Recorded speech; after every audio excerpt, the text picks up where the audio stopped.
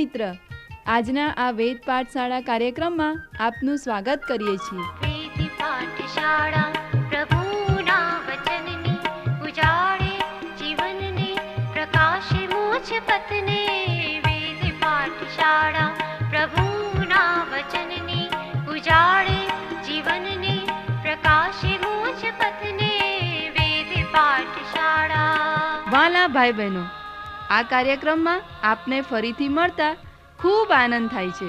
દિવસભરના સખત પરિશ્રમ પછી અમારો કાર્યક્રમ સાંભળવાથી આપને શારીરિક અને આત્મિક તાજગી પ્રાપ્ત થશે. તો વિલંબ ન કરતા ચાલો ઈશ્વરના વચનમાં આગળ વધીએ, પ્રભુના સેવકને ધ્યાનથી સાંભળીએ.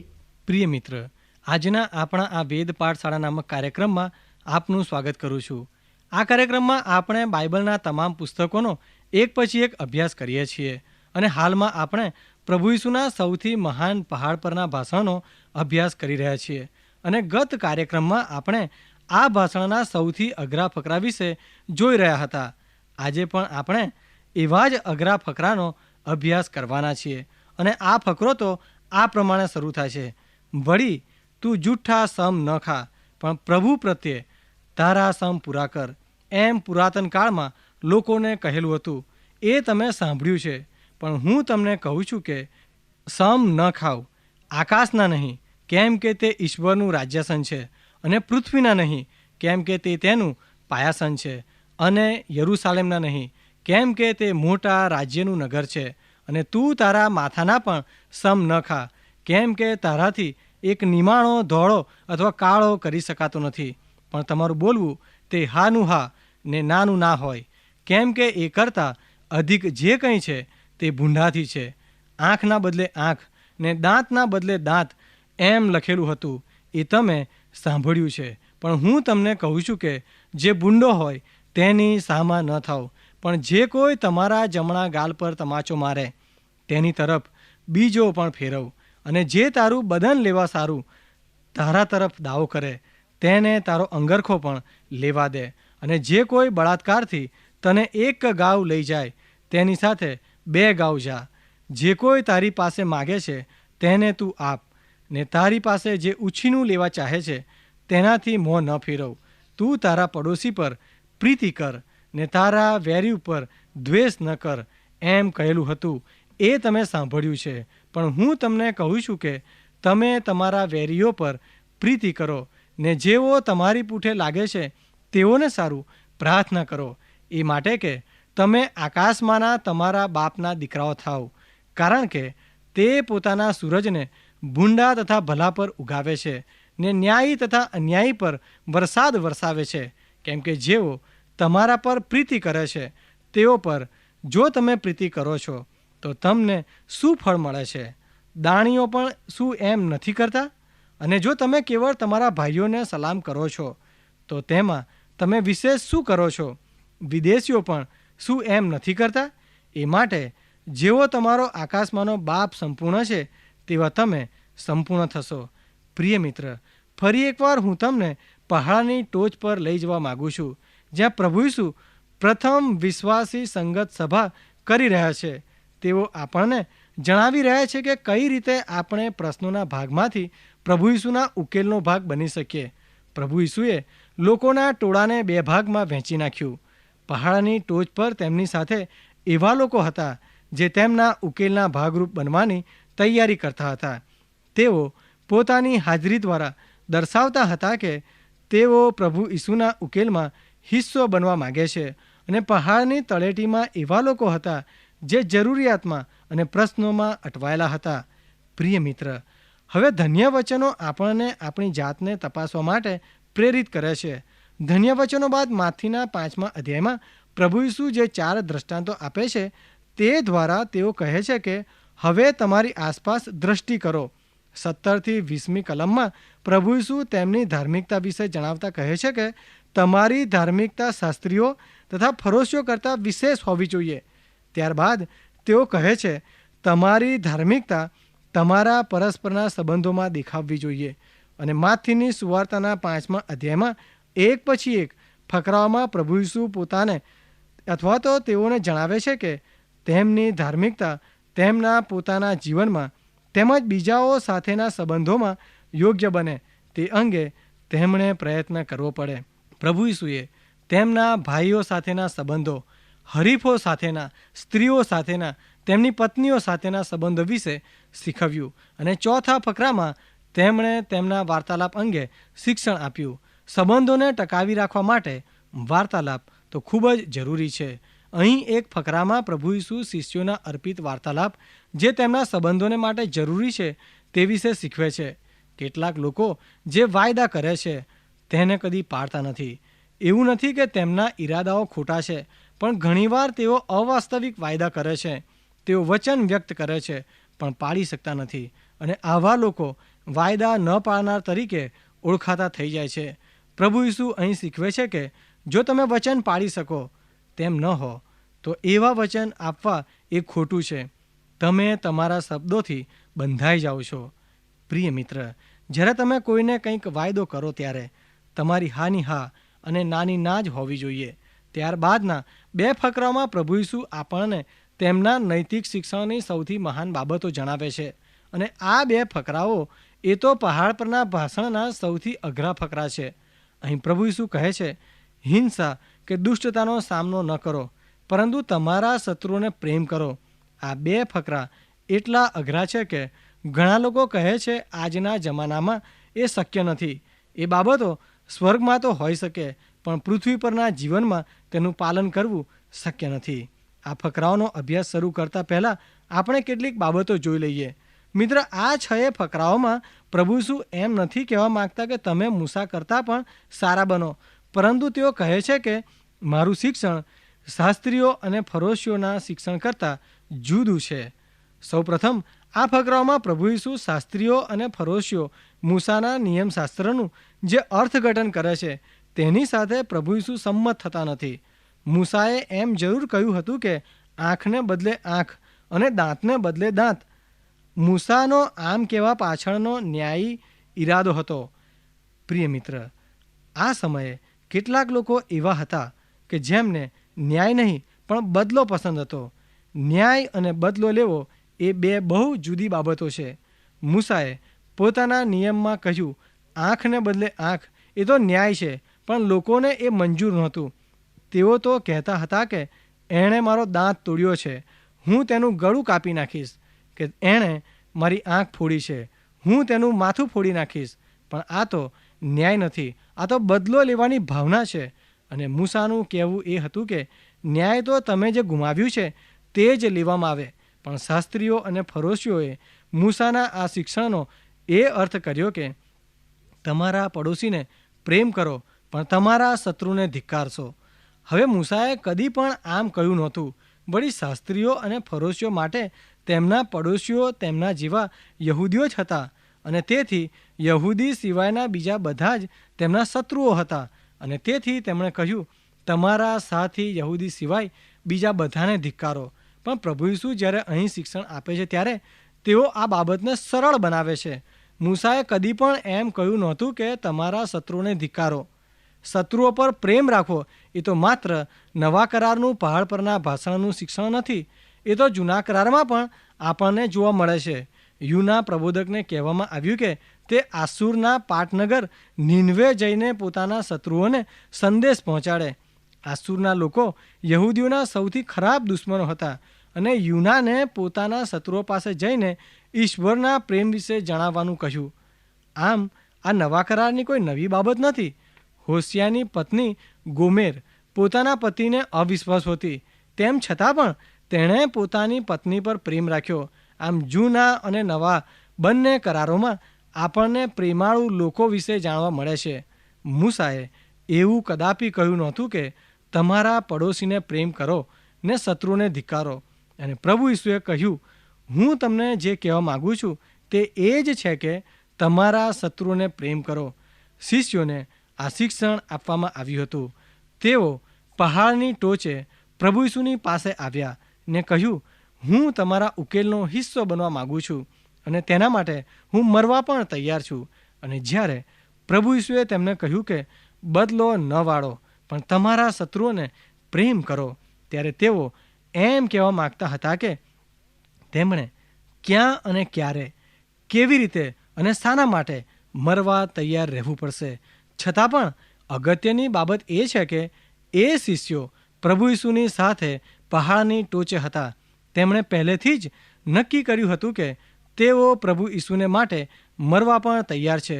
હવે કેટલાક લોકો આ ફકરાઓ વાંચતા એમ કહે છે કે મનુષ્ય જીવનનો પહેલો નિયમ તો સ્વબચાવનો છે. જો તમે દુષ્ટતાનો સામનો નહીં કરો તો તમારા શત્રુ તમારી પાસે જે કંઈ પણ છે તે સગડું લઈ લેશે. આપણે આપણો સ્વબચાવ તો કરવો જ પડે. આથી પ્રભુ ઈસુનું શિક્ષણ અહીં ખોટું છે. પરંતુ મિત્ર, સ્વબચાવ એ વિશ્વાસી શિષ્ય માટે જીવનનો પહેલો નિયમ નથી, પણ ઈશ્વરનો મહિમા કરવો અને ઈશ્વરની ઈચ્છાને અનુસરવું એ પહેલો નિયમ છે. પછી ભલે એમ કરતાં તમારે તમારો જીવ આપવો પડતો હોય. પ્રિય મિત્ર, આ ફકરાઓનું અર્થઘટન કરીને હું યુદ્ધ વિરોધી બની જતો નથી. જૂના કરારમાં જ્યારે આપણે ન્યાયાધીશોના પુસ્તકોનો અભ્યાસ કરી રહ્યા હતા ત્યારે યુદ્ધ વિશે મેં જે કહ્યું હતું તે તમને યાદ હશે. હું એમ કહેવા નથી માગતો કે પ્રભુ ઈસુએ જ્યારે આ શિક્ષણ આપ્યું ત્યારે તેઓ એમ કહેતા હતા કે પોલીસોની કે કાયદા પાળનારની જરૂર નથી, કારણ કે જો પોલીસો અને સૈનિકો ન હોય તો તમે દુષ્ટને શિક્ષા કર્યા વગર મુક્ત કરી દો છો. પ્રિય મિત્ર, પ્રભુ ઈસુ એમ કહેતા નથી કે દુષ્ટને રોકવો એ ખોટું છે. ફરી એકવાર મિત્ર, આ બાબતના મહત્વને સમજવા માટે પહાડની તળેટીએ રહેલા જરૂરિયાતવાળા ટોળા તરફ દ્રષ્ટિ કરો. પ્રભુ ઈસુ તો પરસ્પરના સંબંધોની વાત કરે છે અને પ્રભુ ઈસુ અહીં લડાઈ કરવી કે ન કરવી તે વિશે નથી કહેતા. તેઓ તો કહે છે આપણા વ્યક્તિગત સંબંધોમાં આપણે લોકોને જણાવવું જોઈએ કે જીવનનો એક વધુ સારો રસ્તો પણ છે. પ્રિય મિત્ર, આ બીજા ફકરામાં ચાવીરૂપ પ્રશ્ન તો એ છે કે તમે બીજાઓ કરતાં અલગ કઈ રીતે છો. ફરીથી પ્રભુ ઈસુ કહે છે કે પહાડની તળેટીએ દ્રષ્ટિ કરો. શું તમે ત્યાં લોકોને જુઓ છો?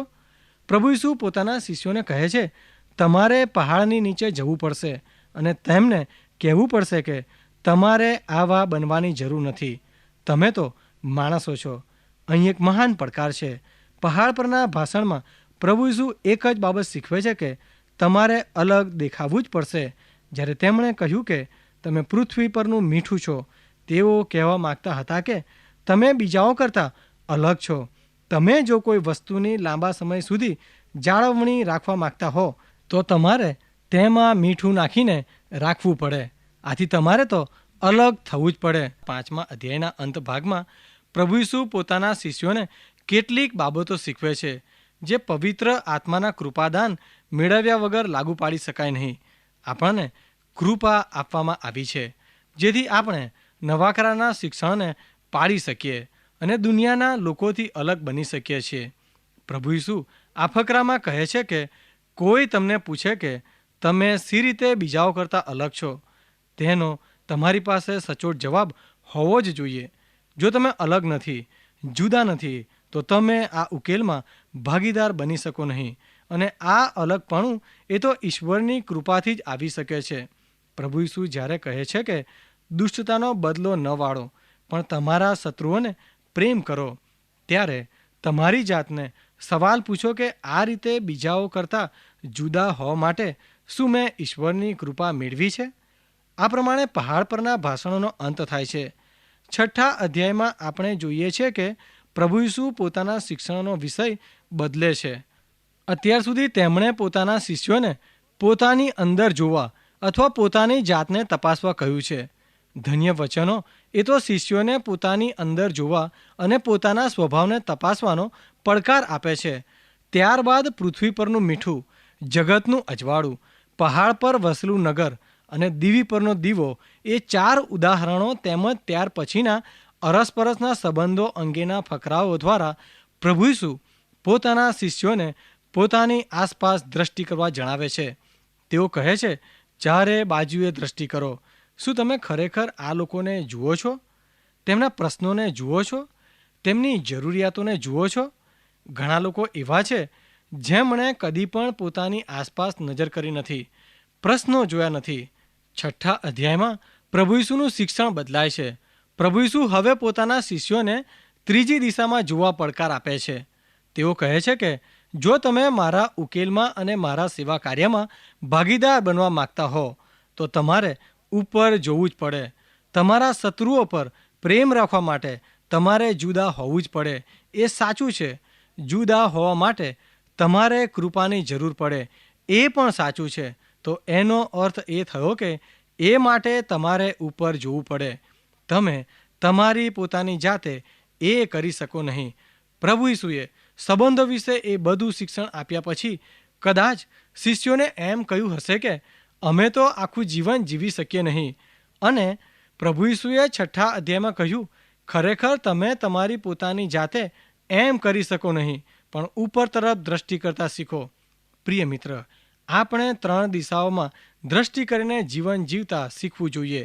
આ ત્રણેય માળખાઓનો પવિત્ર શાસ્ત્રમાં ઘણા ઉદાહરણો દ્વારા વારંવાર ઉલ્લેખ થયેલો જોવા મળે છે. જૂના કરારના આપણા અભ્યાસમાં આપણે તે વિશે જોયું હતું. જો તમારે આત્મિકતામાં વૃદ્ધિ પામવી હોય તો સૌપ્રથમ તમારે પોતાની અંદર જોવું પડે. અને જ્યારે તમે પોતાની જાતને તપાસો ત્યારે તમારામાં જે કંઈ તમે જુઓ એ વિશે તમારે કબૂલાત કરવી પડે. અને જ્યારે તમે તમારા પાપોની કબૂલાત કરો છો ત્યારે ઈશ્વર તમને જે આપે છે તે મેળવવું પડે. ત્યારબાદ તમારે તમારી આસપાસ દ્રષ્ટિ કરવી પડે. અને જો તમે ઈશ્વરની ઈચ્છા મુજબના લોકો સાથે હળો મળો તો જ તમે પૃથ્વી પરનું મીઠું અને જગતનું અજવાળું બની શકો છો. છતાં મિત્ર, જ્યાં સુધી તમે ઉપર તરફ દ્રષ્ટિ ન ઉઠાવો ત્યાં સુધી તમે ખરેખર તમારી અંદર અને સાચી રીતે તમારી આસપાસ દ્રષ્ટિ ન કરી શકો. અને માથીની સુવાર્તાના 6 અધ્યાયમાં પ્રભુ ઈસુ આમ જ કહે છે કે તમારી દ્રષ્ટિ ઉપર ઉઠાવો. 6 અધ્યાયની શરૂઆતમાં તેઓ કહે છે, માણસો તમને જુએ એવા હેતુથી તેઓની આગળ તમારા ધર્મકૃત્યો કરવાથી સાવધાન રહો, નહીં તો આકાશમાંના તમારા બાપથી તમને ફળ મળવાનું નથી. એ માટે જ્યારે તું ધર્મદાન કરે ત્યારે જેમ ઢોંગીઓ સભાસ્થાનોમાં તથા રસ્તાઓમાં માણસોના વખાણ પામવાને કરે છે તેમ તું પોતાની આગળ રણશીંગડું ન વગાડ. હું તમને ખચિત કહું છું કે તેઓ પોતાનો બદલો પામી ચૂક્યા છે. પણ તું જ્યારે ધર્મદાન કરે ત્યારે જે તારો જમણો હાથ કરે તે તારો ડાબો હાથ ન જાણે. એ માટે કે તારા ધર્મદાન ગુપ્તમાં થાય અને ગુપ્તમાં જોનાર તારો બાપ તને તેનો બદલો આપશે. પ્રિય મિત્ર, શું તમે જાણતા હતા કે દાન ધર્મ એ તો આત્મિક શિસ્તની બાબત છે? દાન ધર્મ એ એવી બાબત છે જે તમને તમારા વિશ્વાસમાં અને તમારા આત્મિક જીવનમાં વૃદ્ધિ પમાડે છે. પ્રભુ ઈસુના શિષ્યને માટે દાન ધર્મ એ તો બહુ અગત્યની બાબત છે. આથી જ 6 અધ્યાયની શરૂઆતમાં જ તેઓ પોતાના શિષ્યોને કહે છે, તમારું દાન ધર્મ એ તો સીધું ઊંચું હોવું જોઈએ, સમાંતર નહીં. ફરોશીઓ અને શાસ્ત્રીઓ તો જ્યાં લોકોની ભીડ હોય તેવી ગલીઓમાં જતા હતા અને લોકો તેમને જુએ એ માટે રણશીંગડું વગાડતા હતા. અને જ્યારે બધાનું ધ્યાન તેમના તરફ ખેંચાય ત્યારે ગલીઓમાં બેઠેલા ભિખારીઓને 1 સિક્કાનું દાન કરતા હતા અને લોકો કહેતા, જુઓ તેઓ કેટલા ઉદાર માણસ છે. પ્રભુ ઈસુએ કહ્યું, તેઓએ એમ કર્યું કારણ કે તેઓ ચાહતા હતા કે માણસો તેમને જુએ. પણ જ્યારે તમે કરો ત્યારે એ પ્રમાણે ન કરો. તમારું દાન ધર્મ આવું નહીં, પરંતુ એ તો ઈશ્વરને માટે હોવું જોઈએ અને એ તમને તેનો બદલો આપશે. હવે મિત્ર, આમાં એક મહાન સત્ય રહેલું છે. શું તમને એવું જણાયું? તમારું આત્મિક ભરપૂરીપણું એ તો તમારા દાન ધર્મની શિસ્તમાં તમે કેટલા વિશ્વાસુ છો તે પર રહેલું છે. પ્રભુ ઈસુ લૂકની સુવાર્તાના 16મા અધ્યાયમાં કહે છે કે જેના વિશે આપણે લૂકની સુવાર્તાના અભ્યાસ સમયે જોઈશું. જો તમે તમારા નાણાંના વહીવટમાં વિશ્વાસુ બનશો અને જે ઈશ્વરનું છે તે તેને આપવામાં વિશ્વાસુ હશો તો તે તમને આશીર્વાદોથી ભરપૂર કરશે. તે તમને આત્મિક આશીર્વાદો આપશે. પણ જો તમે આ બાબત અંગે વિશ્વાસુ નહીં હશો તો તે તમને આત્મિક દાનો આપશે નહીં. આનો અર્થ એ થયો મિત્ર કે તમારા જીવનમાં આત્મિક આશીર્વાદો ઈશ્વરને આધીન થવા દ્વારા આવે છે. આથી જ દાન ધર્મ એ તો બહુ અગત્યની આત્મિક શિસ્ત છે. મિત્ર, શું તમે આ સત્ય જાણી લીધું? અહીં જે બાબત પર ભાર મૂકવામાં આવ્યો છે તે તો એ છે કે જ્યારે તમે દાન ધર્મ કરો ત્યારે તે ઈશ્વરને કરો. તમારો ડાબો હાથ પણ ન જાણે કે તમારો જમણો હાથ શું કરી રહ્યો છે. એમ કહેવાય છે કે જો તમે બહુ મોટું દાન ગુપ્તમાં કરો અને પછી એ જાહેર થઈ જાય એ બહુ આહલાદક અનુભવ છે. પણ મારો પ્રશ્ન છે મિત્ર, કે જો તમે ઈશ્વરને દાન કર્યું છે તો શા માટે તમે ઈચ્છો છો કે તે જાહેર થાય? પ્રિય મિત્ર, એક સેવકની સેવાની શરૂઆતનો એક પ્રસંગ મને આજે પણ યાદ છે. એમની મંડળી ખૂબ નાની હતી અને અહીં જ્યારે તેમણે સેવા કાર્ય શરૂ કર્યું ત્યારે તેમના પત્ની ખૂબ બીમાર હતા અને તેઓ દવાખાનામાં હતા. તેમની પાસે એટલા પૈસા નહોતા કે તેઓ દવાખાનાની તેમજ દવાઓના નાણાં ચૂકવી શકે. તેમની મંડળીના એક બહેને એક પરબીડિયામાં કેટલાક રૂપિયા મૂકીને તેમના ટેબલ પર મૂકી ગયા અને તેમણે ઈશ્વરનો આભાર માન્યો.